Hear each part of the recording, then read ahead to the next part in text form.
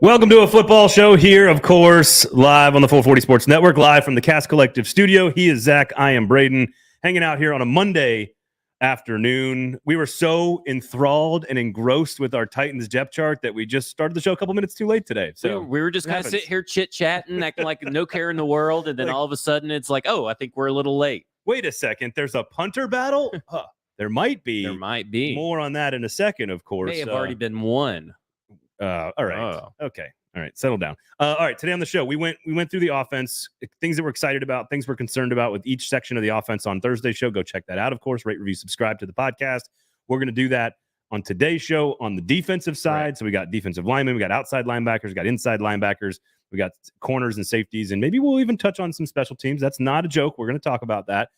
And Malik Willis, practicing on Sunday and Monday. Some improvements, we think, from Thursday, what we saw. Really, even starting on Friday's practice, he had some good stuff. That is absolutely true as well. Some offensive line conversation, because we can't ever have a show without some offensive line conversation, so we'll do that. And then, of course, a lot of talk about the official, unofficial depth chart that they have to put out because the NFL twists their arm and makes them put out a depth chart, even though we know full well that Mike Vrabel and John Robinson have no desire to put out a depth chart. So we'll do all of that. But there is some interesting takeaways. Like compared to last year when everybody only wanted to argue if Jeff Swain was actually starting tight end, which he obviously was. I don't even know why it was ever an argument, Buck. But that's where we're at. So lots of fun stuff to do on the show today. We also are going to argue about fantasy football a little bit later on, but that's a little bit later on in the show today. I do want to say, of course, special thanks to all of the wonderful people that make this product go. The Kingston Group, buildkg.com is the website. If you have any problems or questions or ideas about what your house could be, if you want to do a renovation, buildkg.com is, of course, the website. That's the Kingston Group, Nashville's locally owned custom home and remodeling firm. And, of course, Weiss Liquors, right there on Gallatin, Main Street, over there in East Nashville, the closest one to the Titan Stadium. So even for preseason games, stock up on all your tailgate stuff, of course. And use this, just say 440. Just say 440 when you go in there. Get 10% off. That's tax-free booze. And more importantly, Uber Eats, search Weiss Liquors, and have the booze come right to your house in as quickly as 20 minutes. I'm not sure what else you need for your weekends. Oh, I'm actually stopping off at Weiss Liquors today after the show. If you diehard F words and football show fans would like to hound... I will wear a helmet and sunglasses. Nobody can find me. If you would like to hound Zach Lyons, please swing by. Like I'm just there to get some margaritas that are pre-mixed, and then I'm leaving.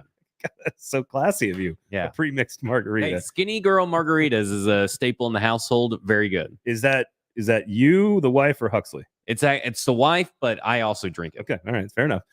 So again, special thanks to all of our great sponsors. And again, if you want to host an event here at this beautiful studio, Cast Collective, make sure you check them out, the Cast Collective. Every time we come in, there is some new technology happening behind the scenes. They're improving every time we're here. Some might say they're the next evolution of the event space. I like it. Like we are the next evolution of the podcast, audio, video. Yeah, they are the next evolution of the studio space. Yes, exactly.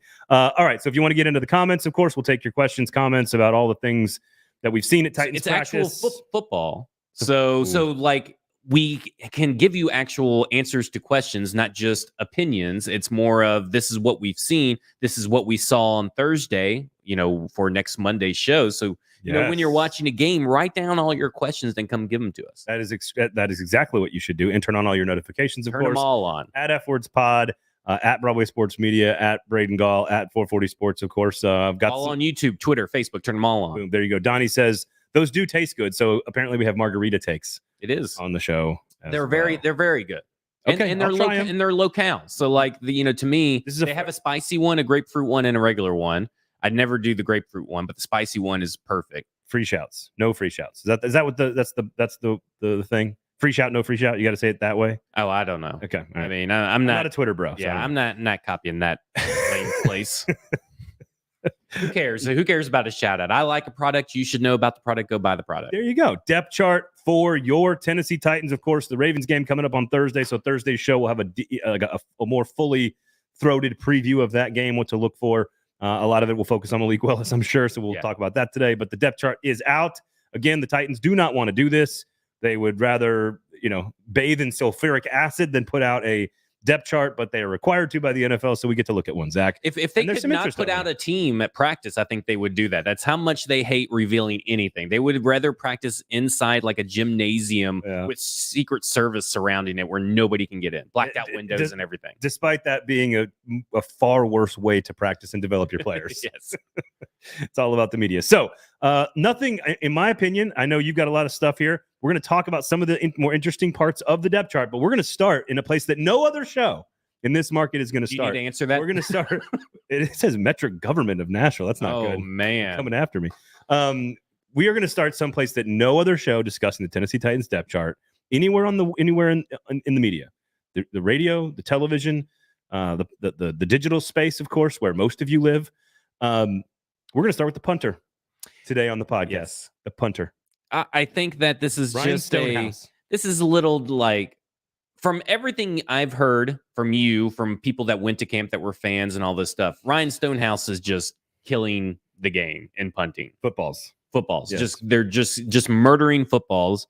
And I think when you look at Brett Kern, I think that if I were betting money, I think he retires here in a few weeks. Wouldn't that save face and give him paid too? Because if not, I think he gets cut and he loses out on $2.2 million because the Titans would save that much money. If he retires, he stays under contract, right? So he can't go to another team without being traded, but he gets to save face and say, I'm retiring with the team that has taken his chance on me. Obviously, Ryan Stonehouse out here is killing it. It's time for the next generation of the great MVP punter to come out. I'm kind of feeling that I think the only thing that has really prevented Ryan Stonehouse from completely taking over the job and making the leap, and correct me if I'm wrong, is the trust in the team from Fat Randy for him to hold the kick. Oh, yeah. I thought you were going to say sort of like the I don't know if it would be considered like the nostalgia of Brett Kern as like a player, because there is value there to the community, to the team.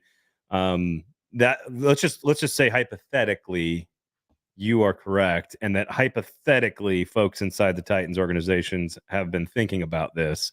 Hypothetically, that will be a really brutal tweet to put out. Like put out a press release and a tweet like, we've cut Brett Kern. That would go over very poorly with the fans, even if it is the right move. Well, see, that's what I said. And then to Mike Herndon and Justin Mello, we were both kind of all three talking punters at the time. And they kind of made it seem like... Sounds like a fun Friday night. They made it seem like that it wouldn't be that bad of a tweet. People would understand because of his years over the last year and a half and how he's played. Obviously you disagree with him. Right? I think I do disagree. I think that first off, it's Twitter. Everybody's going to look to be angry about something, instantly. And they love being angry. Titans Twitter loves being angry. So I think they're underestimating the love of Brett, the Kern, acid, and love of Brett. Yes, Kern. But it's also the love of just hating on someone else. No, you're right. The acidity of the sewers. Yes. Is bad. We need to work on the high pH balance. We need to work on the pH balance of the sewers. You beat me to the pH joke. Yeah. Good chemistry knowledge from both of us from high school. We had a pond. It is the what's the far right part of the periodic table? The some sort of gases. The noble gases. The noble gases. They're all over Twitter. The noble gases. So it's the acidity of the big Twitter sewers. Gases. I'm a big boron guy. What are we talking about? The acidity of the Twitter sewers, and then just the pure love of the player, the personality off the field, like the things that he brings to the team. Just again, in general, he's a great interview. That's why I think retiring is the choice for everybody, because I can see it. It keeps him getting paid. It helps the Titans not putting out a "Hey, we cut Kern" tweet. Yeah, and it lets the team hold on to his rights for the full season, so he can't go anywhere. And I think that's all. Seems good. Listen, if I was friends with Brett Kern, I don't know, maybe he watches the show. I assume everybody watches the show. So Brett Kern, as a friend, I am telling you, I think it's time for you to retire, because you get to keep all your money and you get to save some face of not being a cap casualty. I don't know if it's a cut casualty, camp casualty, wherever you want to put it. I think you make a great point, and I think the biggest point we should be making here is that I think there is a large percentage of Titans fans that don't realize this is a very dead even battle for the spot. What about the holding the field goals? You know, being the holder. I think it has to be a factor. But again, if if you get rid of Kern, I hate saying get rid of Kern, but if Kern were to leave the team, you would get a lot of reps in with Stonehouse as the holder. That's true, you would. I've never wanted to ask Mike Grable a question at a press conference, but I might ask him, what have you seen from Ryan Stonehouse's ability to hold field goals? There you go. But I mean, I think this is a real possibility. Are you getting what Are you getting what you want from the Stonehouse holding situation? I think this is a real possibility. I wouldn't even put out the possibility. Here's what I'll say. I would believe that they would carry 2 kickers or 2 punters before they let Ryan Stonehouse hit the practice squad. That's probably valid. And I think that the reason they would keep Brett Kern on is because they don't necessarily need the $2.2 million in cap money. No. So that's not a real technical reason, even though that is a valid reason to cut someone. I don't think that's one of the reasons, but the holding of the field goals. I mean, I know you're paying a lot of money for a field goal holder, but I'm just saying, I think there's a real possibility that I think that if I were putting them in here, I think Brett Kern retirement, number 1. Okay. Brett Kern's cut, number 2. Okay.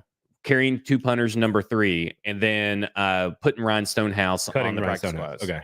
Yeah. Michael just says, hey, I just logged on. First of all, join the show. Okay. At 1 o'clock. We start at 1 o'clock. No, thank you for your comment. Or did they cut Kern, or is Zach just against keeping 2 punters or 2 field goal holders? No, he has not been cut.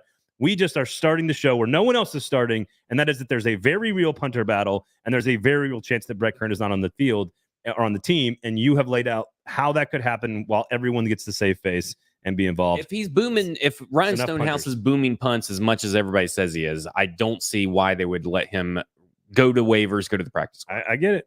I think that's enough punter talk. Okay. Where else would you like to go here? Do you want to go slashes? You want to go slashes on the depth chart? You're into the slashes? The slashes I feel like are new to me. Overrated guitar player, by the way. Yes. I don't. Wow. I agree. I don't think, though. I look at it as, they got Caleb Farley / Roger McCreary.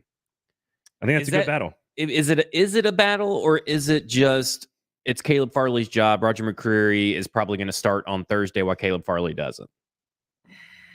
Yes. Yeah. See, I think it's a very close battle. It's hard for me to I don't think Aaron Brewer / Jamarco Jones is even worth putting on there. They wasted literal ink and time by putting a slash between there. I think it's like a key type. Yeah, but that takes a while. It does. It takes time. Michael says he just got home from work. It's 8 p.m. here. Love your show from across the pond. Look, we are worldwide now. We're global. We are international here on a football show. No, I think I would agree that Farley I think it's closer. How about this? I think it's more realistic to think that Farley and McCreary could still be battling in theory, and that McCreary might start, and that Farley maybe needs to come up to speed with, maybe they're worried about the knee or something. I don't know. To me, it's less likely that Jamarco Jones takes the left guard spot. Does that make sense? Yeah, I think that it's, unless Aaron Brewer goes down with injury, there's no chance that Jamarco Jones. I would put it at 0% chance Jamarco Jones is your left guard unless there's injury. Okay, that I agree. This is the depth chart Zach's got right here. This little slash down here in the defensive back section, that feels like a real slash. This slash is fraudulent. So I feel like that slash is fraudulent. To me, I don't feel like it's a real slash just because there's no nickel back. Last year, I believe they had the nickelback slot on the depth chart. Well, even on this, they've got 2 tight ends as a starting formation. Yeah, which I'm not surprised that, when you get into, I'm not surprised NWI and Robert Woods are your 1 and 2. Yes. I wouldn't be surprised if they take. And first off, for this particular team, being a starter, wide receiver, cornerback doesn't really matter. Doesn't mean anything. Again, that's why I think this slash is sort of just like hey, they're all going to play, and this slash is is just an actor. It's just trying to fool us into thinking that Jamarco Jones has a chance to play over Aaron Brewer. Now, is there a slash in between, or do you want to save the Nicholas Petit-Frere conversation for later? Do you want to get into it now? I do think that there is now, but my opinions have changed, and maybe the opinions of the team have changed, apparently, that there is now a real competition at right tackle, but we'll talk about that later. That's a tease. So save that slash till later. Go to Weiss Liquors, get yourself some margaritas, and settle in for that slash conversation later on in the pod. We're talking about how it doesn't really matter. And tight end, Jeff Swaim is the opposite starting tight end. If they come out and run the ball in the first play, guess who's going to be out there? Jeff Swaim. These starters right here are going to be out there. Yeah, I agree with that. Although Burks could eventually take. But I'm just talking about week 1, first game. Yeah. That's what I'm talking about. Because that's really all this is good for, is tell you what's going to happen at week 1. So wide receivers right now are Nick Westbrook-Akine, Treylon Burks, Racey McMath. Then the other wide receiver is Robert Woods, Kyle Phillips, Des Fitzpatrick. Those are the 6. Now, I would say this, and I talked to a lot of people at practice on Monday. Racey McMath had another good practice. Mason Kinsey had a great practice. Des Fitzpatrick has not had as many good practices lately. I feel like Des was in my head at number 4 when we started camp, and he's down to 6. Racey was like 7. Now he's up to 5. Phillips has cemented himself as a top 3 or 4 receiver, probably 3 at this point, maybe 4 with Westbrook Akine. I think it's 4, but I think at the end of the day, those 4 are clearly ahead, and those 4 will probably all have like 40% snaps, right? I mean, like Robert Woods will have the most, but I think like when you look at NWI, Traylon Burks, and Kyle Phillips, they're going to be sharing so many snaps. They'll probably all end up at like 40-something%. I did sort of a loose, unscientific poll of the media today as to who everyone's 5th and 6th receiver is, and I got this literal response from people if you're watching on YouTube. I don't know. Like from like respected, smart football media people. I think to me, I think Racey McMath is clearly as he's playing, he's practicing right now, and the fact that he does special teams. I think Racey McMath is clearly your 5th wide receiver. Now, here's how I view it: the top 4 wide receivers. You got Robert Woods, NWI, Traylon Burks, Kyle Phillips. Then you have Racey McMath. Then you have Mason Kinsey, Des Fitzpatrick battling out with Terry Godwin, Josh Malone, and Reggie Roberson, and all those guys. I don't think Brendan Lewis is going to make this he's not at all. No, he's not. Now, Kinsey makes, like, he did it again on Monday. Like, he just keeps catching passes and making plays. He did that last year. He did that in the preseason last year. To me, it's hard to figure out. Mason Kinsey and Kyle Phillips are not battling for a roster spot. No, when you look at it, what is this team likely going to keep? A 6-foot-something receiver that is a big body, or are they going to keep a little small guy? So here's an interesting debate, because here's what I would say. McMath has moved on my original depth chart when we did this podcast. We didn't even think he was going to make it. I had McMath at 7 and not on here. I had Malone at number 6 with Des Fitzpatrick at number 5. So what I have done now is McMath, because of a few things, he is a physical person that does things that no one else on this team can do. I don't want to say starting to make contested catches. I don't like saying freak because but I mean, he technically is a freak with the way that he does stuff, but he's an athletic freak. He is not a NFL freak athlete. No. I think that's a better way to put it. That's fair, yes. But at his size and his skill set to go down the field, which the only other guy that really can do that is Burks on this team, and with the special teams value, I think I have also moved him up to 5. So to me, it is Mason Kinsey, Des Fitzpatrick, Josh Malone, Terry Godwin, and Reggie Roberson for 1 spot. Yeah. And I would put right now, I would probably put Des Fitzpatrick, Mason Kinsey, and Josh Malone as the 3. I would say Godwin. I don't think Godwin makes the team. You don't think even though he's showing up and doing everything like an NFL receiver? I think he's a scout team guy. Yeah. So, but here's the thing. Kinsey can return punts. Fitzpatrick can't. Kinsey can back up Phillips. Fitzpatrick can't. So to me, if I'm looking to find a piece that does some other things differently, maybe it's Kinsey. Also, do you feel comfortable about keeping Kinsey on your practice squad? No one's going to sign him. That might be a factor here. Josh Malone is more the guy that sort of can do everything. Roberson is a little bit more one-dimensional. I think it's a really interesting problem to have, but I agree that I've gone McMath from 7 to 5. And now I think it's Kinsey, Fitzpatrick, Malone for that last spot. And I think Fitzpatrick right now, if I had to guess, would get it because he was a 4th-round pick. And he was on practice squad last year. And he was on a practice squad. You can't use the 4th round. You can't use the 4th round. You're right. Yeah, but he did win an award. So maybe that helps push him up there. And he has improved. But Kinsey just makes more plays, like just all the time. Just real quick, Laurel Murchison, not surprised that he's down this low. And people tried to argue with me in group chats that, Murch is definitely going to make the team. His roster is not in jeopardy. Well, that proves to be grossly underestimating how bad Murch has been. He's only made 1 play. Chance Campbell's moved up on the depth chart, but that's mainly because of Monty Rice. I think Dr. Gibby, having a nickname is very important. It's like when you get a dog, a stray dog, you're not supposed to name it because you get attached to it, and they've nicknamed him. Do they get attached to the nickname? Who knows? I think someone that can make the roster, and I've talked about it for a few weeks now since he was signed, is Shakur Brown, who keeps just making plays. He did it again on Monday. He had another couple of really nice plays, and people are like, "Who's 36?" I'm like, "Or no, who's 38?" Right? Shane Carter's 36, and he's like they just keep making plays. And we'll get to Willis here in a second because that's an interesting conversation because he's going against a lot of these guys. The reason I bring that up is that a lot of times when you see Carter or Shakur Brown make a play, it's a lot of times it's against Woodside and Willis. When I talked about Shakur Brown, I went back and looked at it because I did a mock draft for the 2021 draft. And I did a mock draft and I picked someone else over Shakur Brown. I can't remember who it was, but I did talk about Shakur Brown being a guy that can make plays at the NFL level because he could just be, he's a lot like Roger McCreary. He's just going to be where he's supposed to be. And I think with the way that this team has treated Buster Screen, Greg Maben, these guys that, what was his name? The guy from, there's another one everybody fell in love with, a cornerback. I don't know. There's a cornerback that's not on the team anymore. I think he's with the Falcons. But there's another undrafted guy that's making the team. They're not afraid to put undrafted free agents on this team. The guy was from UT Chattanooga, who I'm thinking about. Now let's be clear. Christian Fulton, Elijah Molden, Chris Jackson are your 3 starters. Farley, McCreary, Greg Maben are your other 3 starters. And then it is 7. And then it is Carter and Brown and as like the next 2. So if you're going to go 7 and 8, right now it's Carter and Brown battling with Chris Jackson and Greg Maben. I think Chris Jackson makes the team. So to me, it's Maben, Carter, and Brown for 1 spot. In theory, if you're going to keep 6. If you want to keep 7, I think they may end up keeping 7, just how much they play diamond with Elijah Molden. And 3 quarterbacks and 2 punters? Something's got to give. I don't know about the 2 punters. 2 punters was number 3 on most likely to happen. 5 running backs? I mean, no, I think Trenton Cannon's going down.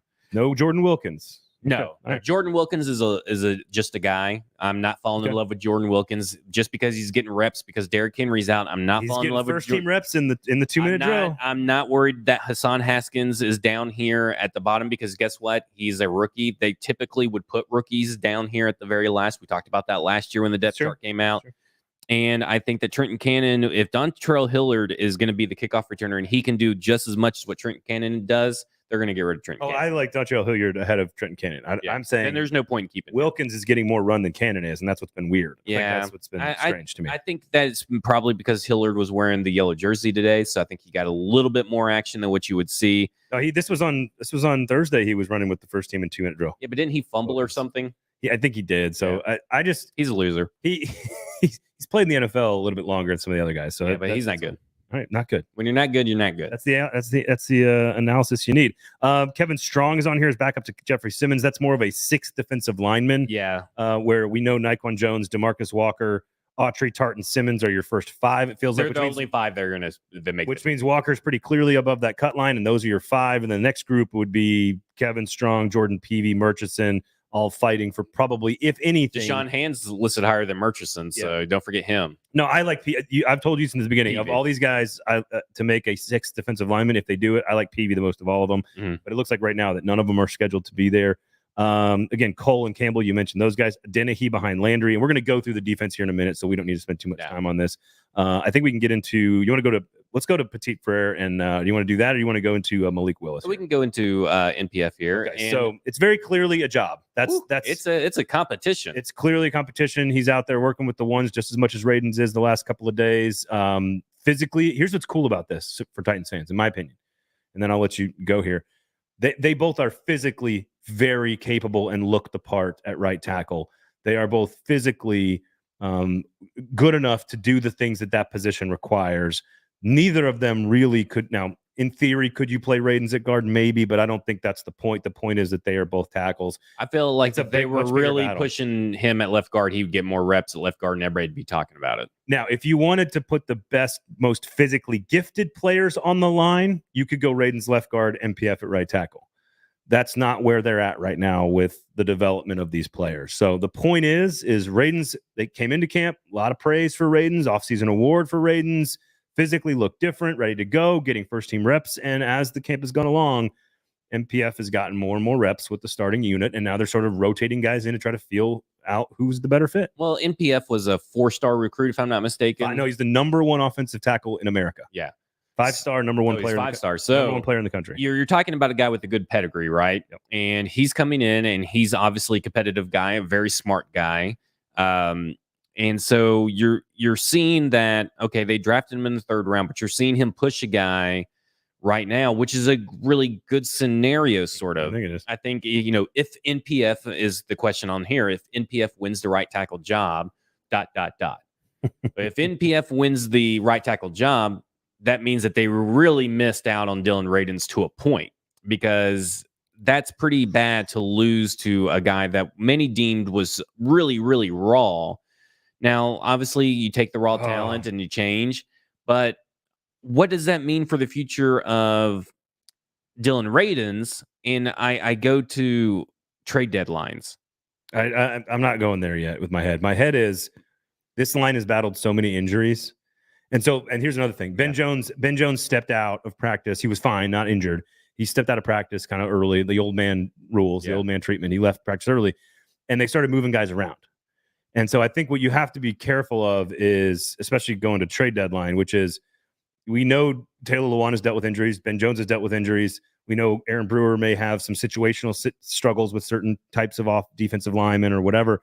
I think they want is like the most versatile and deepest collection of players they can get. And having, to me, it's nothing but gravy that the fact that this really raw, very talented third round pick as a rookie is pushing for playing time. Like, to me, that is a good thing. Yes, let's say this: they're pushing for playing time because both are playing really well. Yes, it's not because Radin sucks. Yeah, it's not because Radin sucks. So that's another thing, is that it's a good problem to have, like you're saying, because if NPF comes in and wins the job, that means he's just that good. Yeah, it speaks. And he's undeniable. He's an undeniable force. It speaks more to his ability than Radin's struggles. Yes. It's not a Radin struggling thing. He's just, because Vrabel even talked about how today Radins is doing well at the top of his pass protection, which is really good considering that the team needed pass protection like crazy last year, and the guy that he's replacing, or NPF is replacing, sucked at pass protection. Yeah. So I think it's a good problem to have. I just feel like it just clouds a little bit more around this 2020 draft class that John Robinson. Doesn't that speak to the Fitzpatrick thing though, where you're kind of like, I don't care anymore that I just mean, like, I don't care anymore where he was drafted. Are you a contributor or not? And I still think Radins is one of your top 6 offensive linemen. Yeah. So like, if you have a depth chart of 8 guys, or you're keeping, or 9 or 10 with your practice squad, where's Radins ranked? Well, he still ranks ahead of a lot of other people in my mind. And he might be the 5th most talented offensive lineman ahead of Brewer. So to me, having that extra piece, like, I don't care anymore that it was a 2nd and 3rd round pick. Like, to me, if anything, that says that they both have enough ability to be NFL starters. To be NFL starters, and that's a good problem to have, especially when you have an aging center and a left tackle who's dealt with injuries, and like, there's just, you got an undersized left guard. There could be things that need to be moved around, and to have extra pieces and versatility, I think we've seen it on this team the last 2 years. You need versatility along the offensive line, just like you need it in the secondary and in the receiving. It'll be interesting to see what happens when they go up against the Ravens in preseason, because obviously very good defense that the Ravens have built. That means that their depth pieces are really, really good. So you're going to see, are we going to see NPF suddenly struggle like Radins did last year because, some guys rushing the passer? Is that like, outside of Willis, which is going to get all the headlines, is because there's no reason to keep Radins or NPF off the field, right? You're not resting them against the Ravens.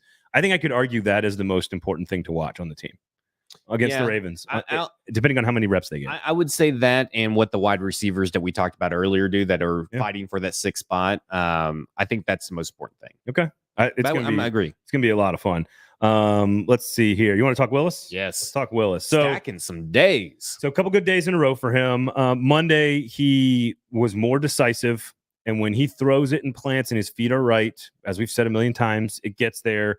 Couple of throws he made, and one was what I thought showed progress. And let me sort of talk through it with you and see what you think. Yeah. So he goes through his first read, and this was in a 2-minute drill. So he goes through his first read, doesn't have it, pats the football, and at that moment, that is when I have seen him throughout camp struggled with the next thing to do. Right. So he goes through the first read, it's not there. Now what do? Pat the ball, panic, turn, scramble out when I'm not supposed to.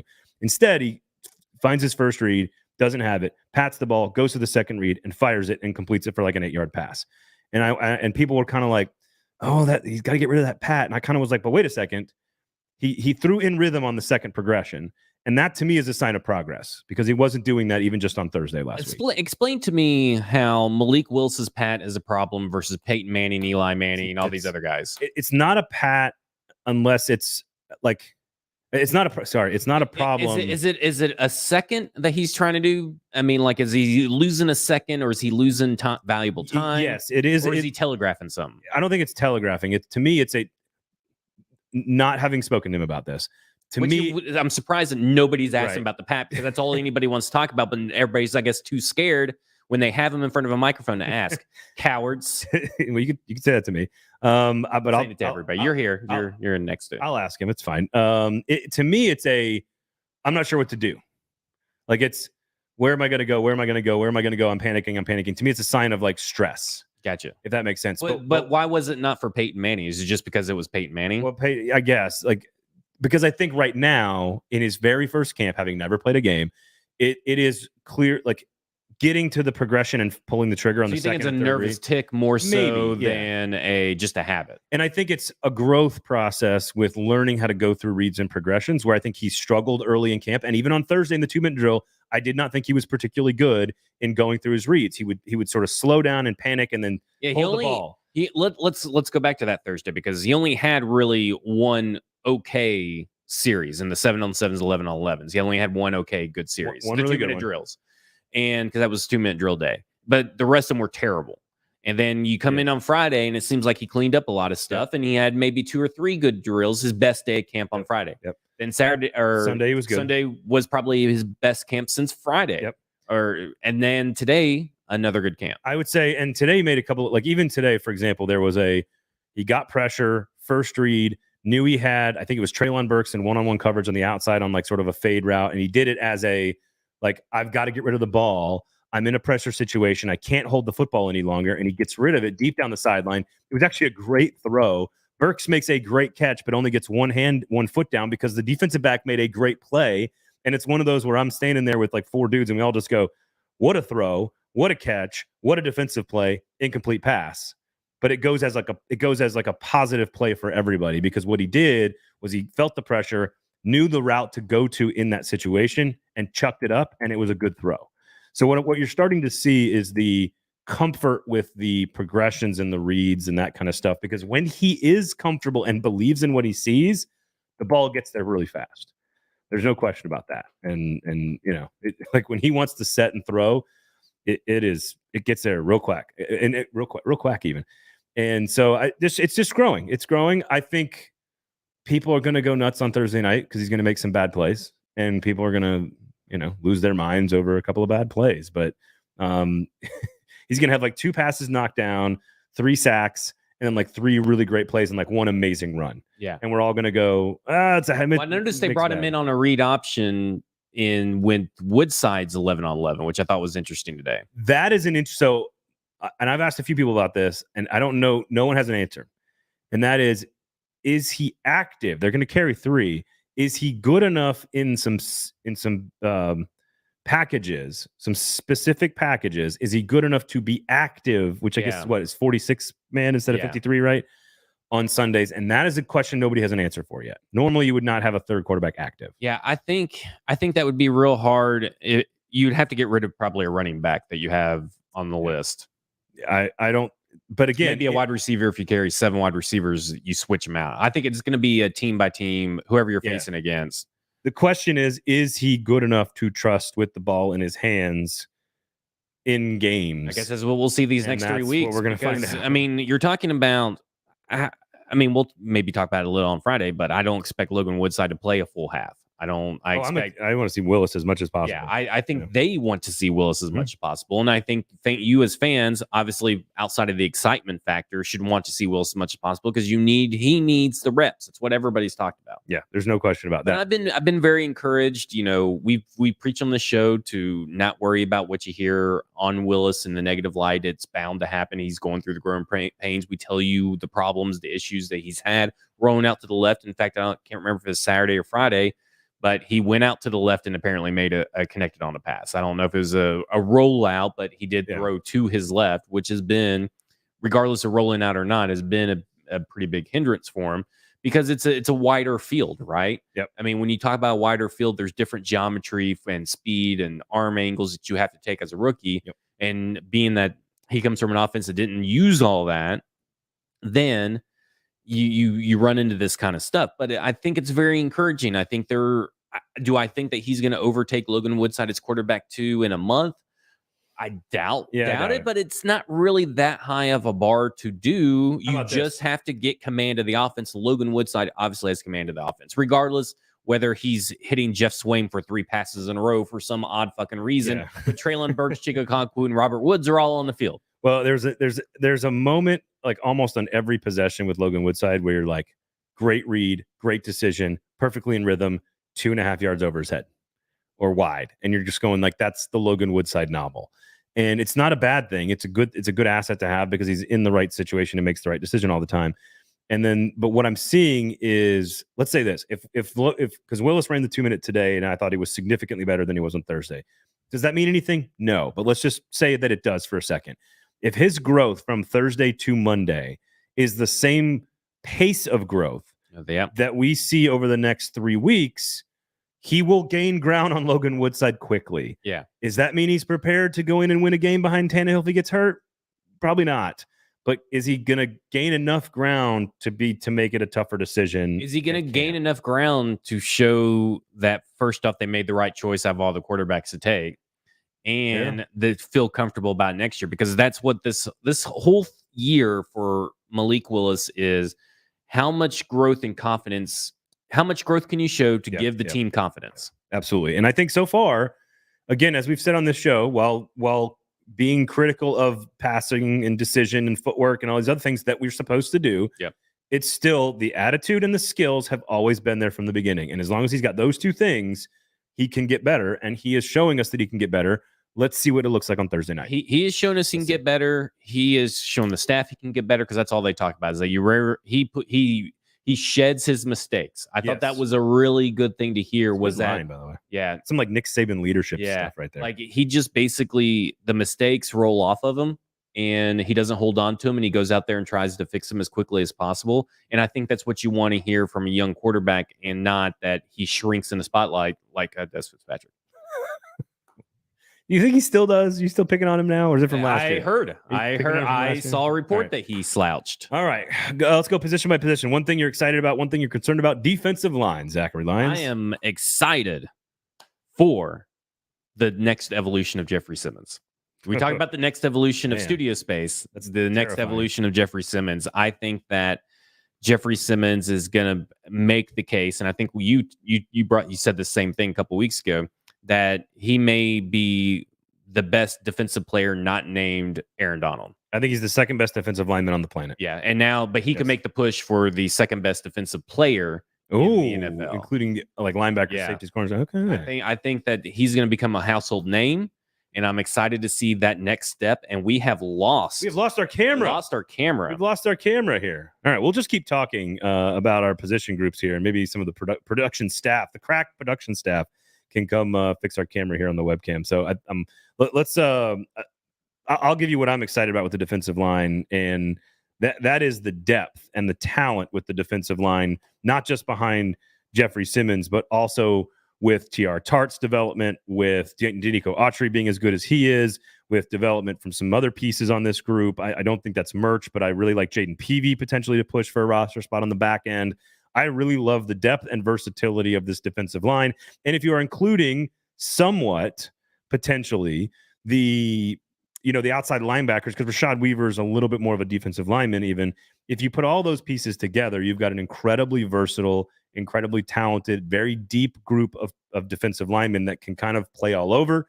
You can slide Autry out on passing downs. You can move him inside on running downs. Same thing with Peavy. Same thing with DeMarcus Walker has been an extremely talented player for this team that clearly they love. So there's a whole lot going on with this defensive line that I think is very good and versatile. Now, the only concern I have with this group would be Jeffrey Simmons is so good and so talented and so studly, Zach, that there's nobody that does they don't have I love the depth and the versatility. I don't think they have the elite upside outside of Simmons and Autry. And that's the only question really when it comes down to it. So again, we apologize for technical difficulties in terms of the visual element.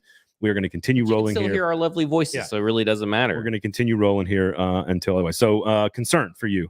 I did my positive and negative. You do your concern. I think my concern is, what is this defensive line without Jeffrey Simmons? That's what I. That's exactly what you were saying. So because I love the depth, I love that your starting 5 are all guys that can contribute. Yep. But if Simmons is gone, obviously you could probably still roll with Danico Autry, and there we are. And White Slicker's got a lot of love during that second. That's the only thing that stayed up there. It's the only thing they could see. Right Danico Autry and Tier Tart are obviously would be your starting 2 tier, and they would probably shift to more outside linebackers, more defensive backs. But Jeffrey Simmons is, I think, the guy that you got to be a little concerned about as far as what is this defense without him? What is this defensive line without him? He's the linchpin. Like, to me, he's the Jenga piece. They can win a Super Bowl with a questionable Ryan Tannehill. I don't think you can win a Super Bowl without Jeffrey Simmons. Yeah, I would agree. So, all right. Inside linebacker, inside linebacker next. I think you said at the very beginning when we did the depth chart that this is not a position you're concerned about. You think it's high quality, and while I love David Long and I love Zach Cunningham, like, I am worried about the depth on this position because they're starting to take hits. Right. And Monty Rice hasn't been out there yet. Campbell and Cole are okay. I just think that you're relying on David Long and Zach Cunningham to be healthy 17 games and Monty Rice to be healthy 17 games for this group to be itself. And I don't know, like, I think the drop off to Rice is steep, and then I think the drop off after Rice is even steeper. Yeah, I would go to the fact that I think the depth has taken obviously a big hit, because that's my concern as well. Is obviously we've seen it for multiple years now that this inside linebacker position has been a black hole for injuries. Yeah. Like, it's just like injuries just happen to these guys. David Long can stay healthy. I mean, if you're undersized and you play a tough situation, it's a tough position. Yeah. So it's rough to see that Monty Rice still hasn't been able to come back. He's listed as still injured on the depth chart. Chance Campbell's up there. Now, Chance Campbell's making plays, but it is a 6th round Chance Campbell. But if any team can make Chance Campbell into something, David Long's a 5th round pick, right? Yeah, it's this team. So it's like it's hard for me to not necessarily diss Chance Campbell. Like, I don't think you're dissing Chance Campbell. I'm not dissing him at all. No, I don't. That's not a word that kids use. I don't think anymore either. Well, they should bring it back. I'm bringing it back. I think when you look at Dylan Cole and Chance Campbell, I look at it in the sense that they can get you by for a couple of games. And are they your season-long answers? I think Chance Campbell could turn into a season-long answer for this team just because of how this team develops their linebackers fairly quickly. Are they better? The only linebacker they couldn't develop was Rashaan Evans, and he's just an idiot. Well, he also started higher up too than all these guys. Are they better than Will Compton? Oh, yeah, absolutely. It's not even close. It's mean-spirited by me. I'm sorry. Not even close. All right. One thing you're excited about. I'm just excited about the linebackers in general. Linebacker, for me, I don't know why it's been this way, but maybe Keith Bullock is a big thing. I've always enjoyed watching linebackers play. I've always appreciated the linebacker position. I think it's the quarterback of the defense in most cases. Yep. It's a cerebral position. And that's why Rashaan Evans struggled so much. But I really just like it. I like David Long's leadership, the excitement. My excitement stems towards David Long. I like the leadership that he's going to show. I think that's much needed. I think that will help the linebackers immensely. And I think that when you really look at it, these are all kind of exciting guys. Monty Rice is an excitingly athletic guy, right? Chance Campbell, maybe isn't this household name, but this is a guy that tackles. Like, you can count on him to tackle, and that's what you need. They draft good tacklers. Yeah. Almost all the players they draft are good tacklers. And Dylan Cole is still Dylan Cole. I mean, he's not an exciting name, but he's an Auburn prospect, or he's from Auburn as well. Another SEC, linebacker. You got 4 SEC linebackers. And West Virginia basically is an SEC school. Yeah. So here's what I'm excited about. And I may be alone on this. I may be alone on Zach Cunningham Island. But and maybe I'm biased towards the past, and that's my fault, and I'm guilty of this because I thought he was he's one of, if not my favorite Vanderbilt Commodore of all time. He was maybe the only Houston Texan that I thoroughly loved watching play. I just think if he is back to himself, he can be an exceptional player. So I'm excited about his potential return to himself. If that doesn't happen, I'll put my hand up and I'll be wrong and I'll be accounted for, and I'll say, hey guys, I'm sorry I was alone on Zach Cunningham Island. He has to improve is his predilection to actually bite on play action. And maybe they put him in the situation to be again, because he can pressure up the middle, he can pressure off the edge. Like, they can use him in blitz packages. Like, don't put him in the situation. Let David Long be the guy that has to make that decision. Yeah, maybe they can figure that out. But I just have always loved his game. And again, maybe I'm being too nostalgic here and guilty and whatever. But I just am excited about what Zach Cunningham could be with a full year in the offseason and in the Titans defense and the fans should be super excited about a full season of Zach Cunningham and David Long together. Okay, so I'm not alone on the island. No. I love Zach Cunningham. I do not like him in passing situations. That's fair enough. Go Molden and Hooker up into the box, pull Cunningham off the field. I think that most people like Zach Cunningham. Maybe they don't like the price tag. Maybe that's what you're sensing, but who gives a shit about someone else's money? It's not our money. Yeah, but I'm looking at it from this way. Zach Cunningham and David Long, this defense really kicked into overdrive when Zach Cunningham was picked up. They were clearly better than Jayon Brown or Rashaan Evans and David Long. Does not matter. Okay. They were clearly better, so now you're going to have ostensibly a full season of these two guys. Okay. Let's go. Let's roll. All right. I love it. Edge players. Here's I have no concerns about this other than depth, which is a cop-out answer in football. I like the depth. I don't think you've got, well, it's more like just like there's 4.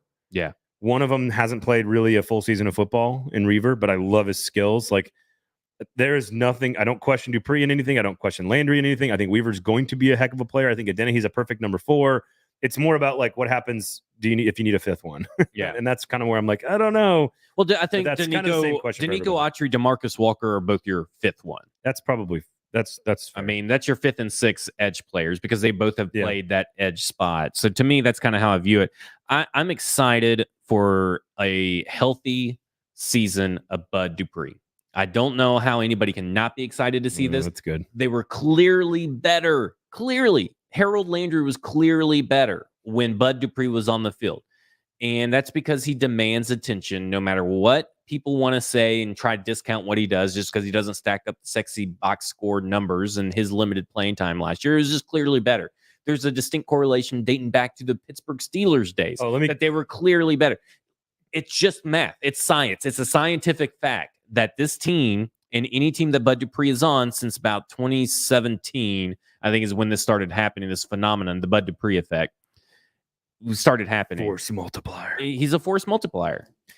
So I talked to somebody, I don't know, this a couple days ago, and they were kind of raving about Dupree. And I was like, yeah, the physical traits are just extraordinary, and he doesn't get talked about enough. And this guy says, he's got way better physical traits than TJ Watt. It's not even close. He goes, this is a person who was close to Pittsburgh for a while. And he said, it's not even close. Like, TJ does things differently because he works differently than everybody else. Like, he's one of those like Jerry Rice, Michael Jordan, Nick Saban type of people that just works harder than everybody else. But he goes, if you stack him up against Dupree, Dupree's the better football player, like the more athletic guy. And I think that gets lost in all of this is just, especially when you're out there standing next to him. Like, he is just the most physically gifted. Like, him and Jeffrey Simmons are the 2 most physically gifted humans on the defense. And I believe it. And I'm not sure it's close. Like Farley could be close to that group out of the physical like size and skills. But Dupree is I'm with you. Like, same thing with Lawan. Like, coming off the knee, they weren't there at the beginning of last season, and they could be this year, should be this year, look like they are this year. Let's see what they do. It matters for Harold Landry's success to have someone like Bud Dupree across the way from him. It just matters. And I think that when you're talking about building upon the success of last year, having a healthy Dupree is the main component in my mind of getting to that next defensive level. This is obviously on paper, I think everybody agrees, the best defense Mike Vrabel has ever had, dating back to his Houston days, even when he had J.J. Watt and Jadeveon Clowney on those teams. This is the best all-around defense that he has ever had, and I think it's going to show this year. I agree. Defensive backs. Let's go to the defensive backs. Let's do corners first, of course. And the only concern, I'm not going to say that is exactly what I was going to say. I don't have any. I'm excited about all of it. Yeah, I'm excited about the versatility. We've raved about it on this show. The only concern is that we are like with Chris Farley, Roger McCreary. Chris Farley, he's a new cornerback. Caleb Farley has never played a full season in the NFL. Roger McCreary's never played a game in the NFL. And so it's all just about how much we're depending on a bunch of youth. Christian Fulton's only played 1 season in the NFL. Theo Jackson, we're not to the safeties yet, but same kind of thing. Well, Shakur Brown. You're Shakur talking Brown, about yeah, him. like this. It's just a very young group, and I think they're very, very I talented think and Chris versatile. Jackson has the most NFL experience, right? Yeah, I mean, doesn't he? Was he a 6th-round pick like 4 years ago? Yeah, 3 3 years ago. 3 years ago. So in 2020, so he has the most playing experience. Chris Jackson and Greg Maben, I think, has the most years racked up in the NFL, but most of those are spent on practice squad. Yep. But when you're talking about NFL game experience, Chris Jackson leads the way, and here he is on the depth chart at probably the 4th or 5th, cornerback. Listen, there's a lot of Chris's. Okay. Yeah, Chris Farley. All right. It's okay to screw it up every now and then. I look at it, and I think that youth is the concern. I think the concern is, I think there should be concern about Roger McCreary. Does it translate against other teams and other offenses that run something maybe a little bit more dynamic when it comes to the offense? I think you should be worried about Caleb Farley because of his youth, but also his injury history. There's a lot into it, but it all plays down to the youth. We don't really have inexperience. It's inexperience. Yeah. We don't really know what these guys are on a consistent week-to-week basis. Besides, we know what Christian Fulton is, we know what Elijah Molden is, and we know who Chris Jackson is. Like, I'm confident that I know Greg Maben can do 2 games max. But like I know who those 3 guys are and what they can give the team. It's the other 3 guys. It's Roger McCreary. It's Caleb Farley. Those guys, what do they give you? No, there's no question about that. All right, safety. You want to go safety? Because I'm excited about the versatility at corner. I think we're there. I think, again, positives here for me. You have a clear-cut, maybe the best safety tandem in the NFL from a starting standpoint. So there's clear excitement there. AJ Moore and Theo Jackson, a lot of questions, inexperience with Theo. You're asking a lot of him.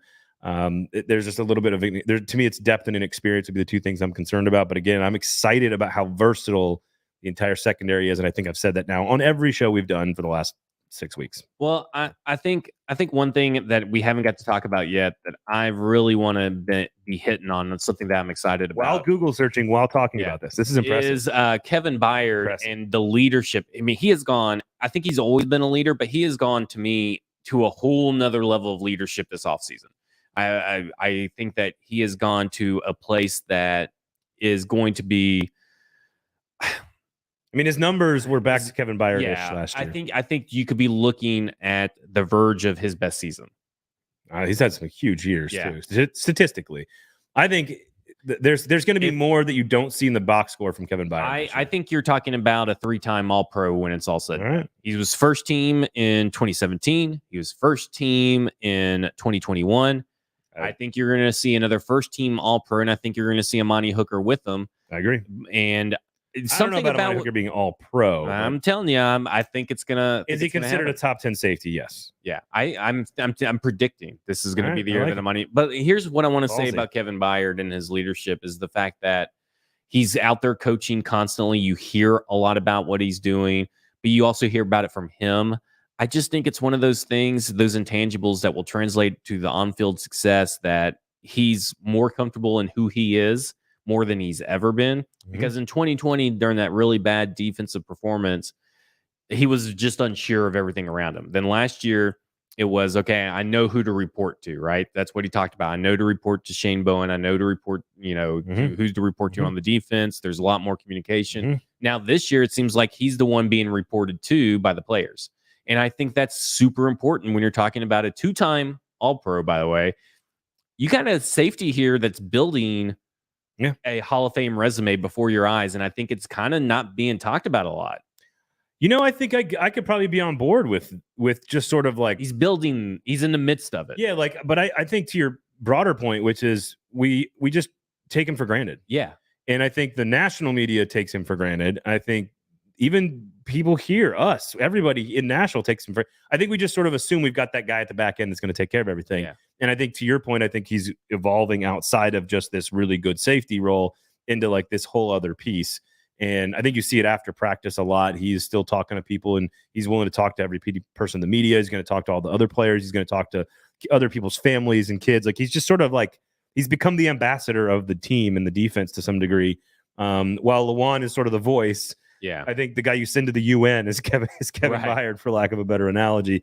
And I agree with you. I think that's not talked about enough locally or nationally, that this is a guy who, and this might be our good transition here. I don't know if you've got any other topics here, but this might be a good transition because I'm keeping Kevin Byard in my fantasy league because I refuse to let him hit the draft. Listen, slot. if we do we've been toying We with are the going to do a idea. fantasy league. We are not doing individual defensive players. All right, Hank. We're going to have a quick debate here. So let me say. I will not play. Let me There's say one nothing thing. you can say. I will not play if we do individual. Why do you hate defensive defensive players? That's too much drafting. There's too much going on. No. Well, but let me. Can I make the case for you before you say no? I mean, you can try. Because the I've beauty made up my mind. the beauty of the IDP is that it's mindless. You don't have to prepare for it. You just go to the waiver wire and grab the best one available during the bye week, and you cut the guy who's your starter, and you're that's still almost okay. any player.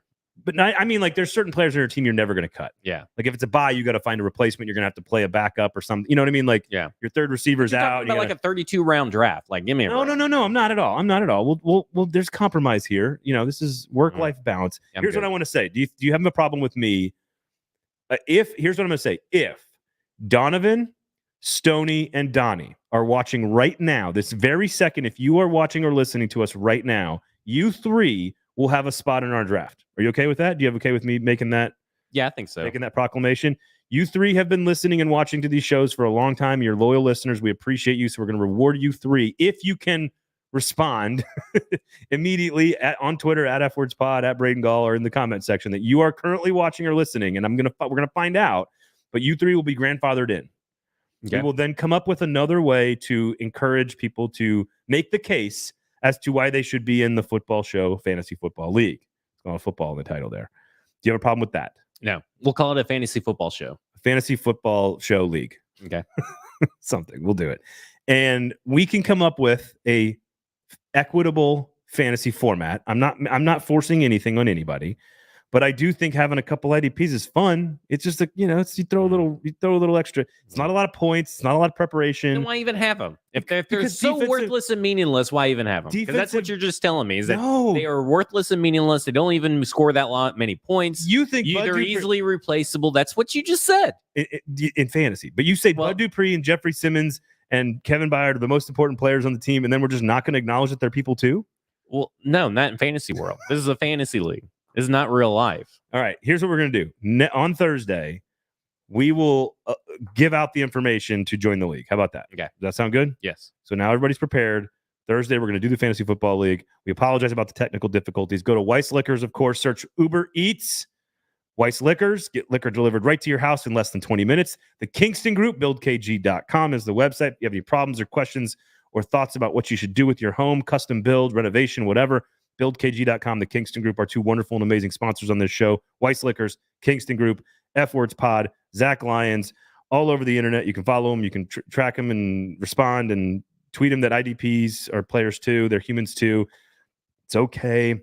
And of course, we are live from the Cast Collective studio here. If you want to book a private event, come check them out, thecastcollective.com. Turn on the notifications. We'll be back on Thursday to preview the Ravens game and talk some fantasy football as well. He is Zach.